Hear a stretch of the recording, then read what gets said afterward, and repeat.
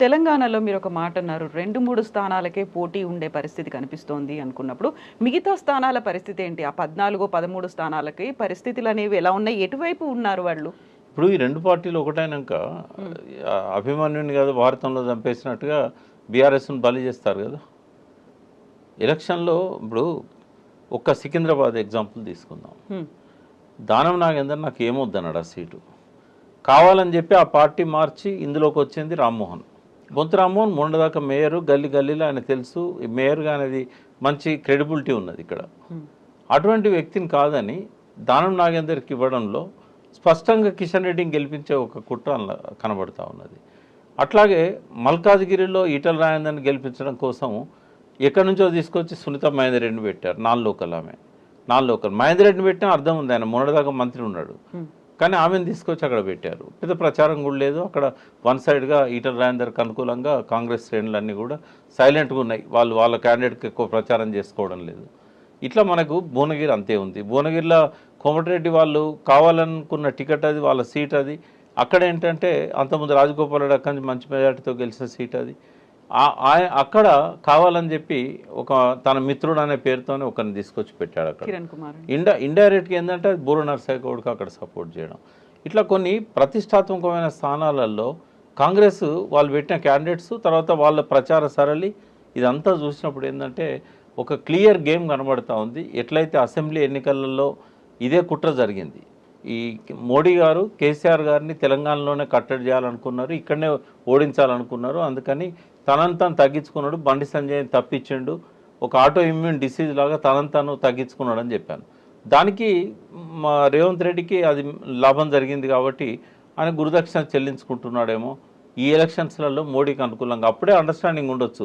MLA ఎలక్షన్లో నేను మీకు ఇండైరెక్ట్గా సపోర్ట్ చేస్తా, ఎంపీ ఎలక్షన్లో మీరు నాకు ఇండైరెక్ట్గా సపోర్ట్ చేయండి అని చెప్పి అండర్స్టాండింగ్ ఉంటే ఉండొచ్చు అమ్మా. ఈ రాజకీయాలలో ఏదైనా సాధ్యమవుతుంది. ఈయన కాంగ్రెస్లో ఉన్నా కూడా మోడీ గారికి దూరం మనిషి కాదు. మోడీ గారి స్కీమ్ బిలో మోడీ గారు ఉన్నారు ఈయన మనసులో, రేవంత్ రెడ్డి గారి మనసులో. కాబట్టి ఆయనకు పార్టీ కంటే ముఖ్యం ఆయన సీఎం సీటు కోసం దేశ ప్రధాని సపోర్ట్ తను కోరుకుంటాడు. ఏమన్నంటే మనం స్టేట్ ఇంట్రెస్ట్తో నేను ప్రధానమంత్రిగా రాష్ట్రానికి కేంద్రానికి ఉన్న సంబంధాల వల్ల అంత చనువుగా ఉంటున్నా అని చెప్తున్నాడు. కానీ ఇడెన్ ఎజెండా మాత్రం మోడీకి రేవంత్ రెడ్డికి ఖచ్చితంగా ఉన్నది. ఇవాళ భారతంలో అభిమన్యుని ఒంటరిగానే చేసి దారితెన్ను తెలియకుండా చంపినట్టుగా ఎంపీ ఎలక్షన్లలో కూడా టీఆర్ఎస్ని కిల్ చేయడానికి ఒక పరోక్షమైన తెర వెనుక ఒప్పందాలు వాళ్ళకు ఉన్నాయనేది నా పూర్తి నమ్మకం. అయితే ఇప్పుడు కేసీఆర్ విస్తృత స్థాయిలో సభలు, సమావేశాలు, కార్నర్ మీటింగ్లు, ప్రజలతో ఇంటరాక్షన్లు గతంలో కనిపించని పరిస్థితి. అంటే అసెంబ్లీ ఎన్నికల టైంలో ఇలా జరగలేదు.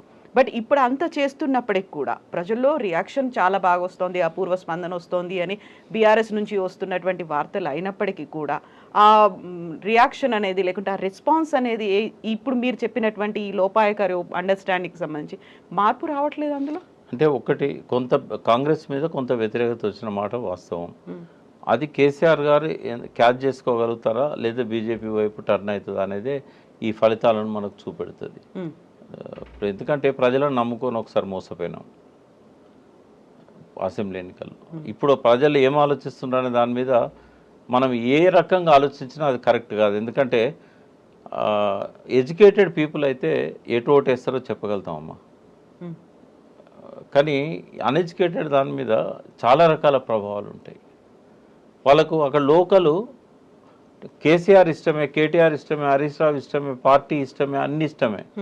కానీ ఆ సర్పంచ్ వ్యతిరేకంగా ఉంటే చాలు, ఇతను సర్పంచ్ టీఆర్ఎస్లో ఉన్నాడు కాబట్టి మనం బీజేపీకి ఇద్దాం అంటే ఎట్లా ఉంటుందంటే ఆ కన్యాశుల్కం నాటకంలో దేశానికి స్వాతంత్రం వస్తుంది అని అంటే మా హెడ్ కానిస్టేబుల్ పోతాడా అని చెప్పి అడుగుతాడు. అంటే వాని సమస్య అది. అవును, సందర్భం కాబట్టి ఒక మాట చెప్తానమ్మా. భారతదేశంలో పుట్టిన ప్రతి బిడ్డను ఎడ్యుకేట్ చేయడానికి 4 తరాలు అవసరం లేదు. స్వాతంత్రానంతరం 4వ తరం ఇప్పుడు ఉంది. ఒక్క తరంతోనే మొత్తం 100% లిటరసీ చేయొచ్చు. 2 తరాలతోని పావర్టీని ఎలిమినేట్ చేయొచ్చు. ఒక కుట్ర పద్ధతిలో జాతీయ పార్టీలు, అది ఏ పార్టీ అన్నా కానివ్వండి, ప్రజలను ఎడ్యుకేట్ కానియకుండా, ప్రజల జీవన ప్రమాణాలు పెరగనీయకుండా కాలం గడుపుతూ వస్తున్నారు. మళ్ళీ అమృతోత్సవాల పేరుతోని ఆహా ఓహో అని అనిపించుకుంటున్నారు. ప్రజలు ఎన్నటి జ్ఞానోదయం అవుతుందో మనకు తెలియదు. ఇప్పటికి కూడా ఓటేసే వాళ్ళల్లో మెజారిటీ ప్రజలు, సగానికంటే ఎక్కువ ప్రజలకు రాజకీయ జ్ఞానం లేదు అని నేను చెప్పగలుగుతాను. మరి అటువంటి ప్రజల గురించి మనం ఎటు ఓటేస్తారని ఏమనుకుంటాం? మొన్నటిసారి కాంగ్రెస్ కేసిన ప్రజలు ఒకసారైనా వాళ్ళు ఆలోచించిందా? సరే కేసీఆర్ తిన్నడా, కరప్షన్ చేసిండా, ఆయన బిడ్డ కరప్షన్ చేసిందా అనేది పక్కకు పెట్టు. 57 ఏళ్ళ తెలంగాణలో నీకేమొచ్చింది, ఈ 9.5 ఏళ్ళ తెలంగాణలో నీకేమొచ్చింది అనేది నీకు నువ్వు చెక్ చేసుకున్నప్పుడు కనబడుద్ది కదా. ఇన్ని ఫలితాలు వచ్చినాక కూడా ఇంత ఘోరంగా నువ్వు టీఆర్ఎస్ను ఓడించినావంటే నీ జ్ఞానాన్ని ఏమనుకోవాలి? అందుకే చాలాసార్లు ఆ సిరివెన్నెల పాట కోట్ చేశారు, నిగ్గదీసి అడుగు ఈ సిగ్గులేని జనాన్ని అని.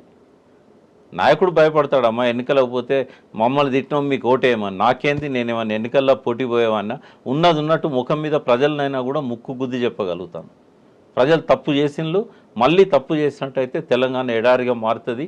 నల్గొండ, మహబూబ్ నగర్ ప్రజలు కనుక టీఆర్ఎస్ను గెలిపించక